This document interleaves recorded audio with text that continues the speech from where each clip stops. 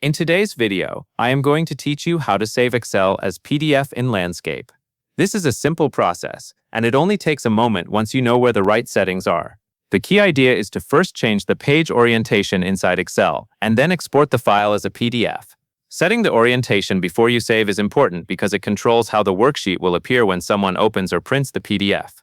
To begin, go to the Page Layout tab on the top ribbon in Excel. This section contains the main settings that affect how your worksheet is arranged on the page. Once you are there, look for the Orientation option. Click on Orientation, and then select Landscape. This changes the page from the default vertical layout to a horizontal layout, which is often better for wide tables, reports, or spreadsheets with many columns.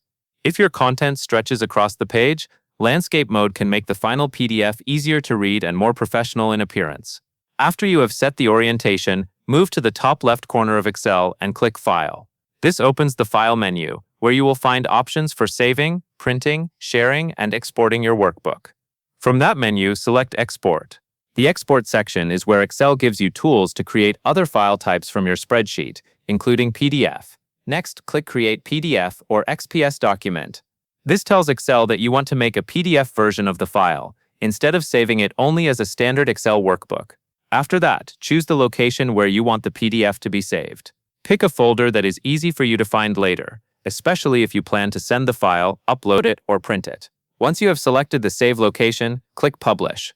Excel will then create the PDF using the landscape layout you selected earlier. If everything was set correctly, your PDF should now open or save with the worksheet displayed in a horizontal page orientation.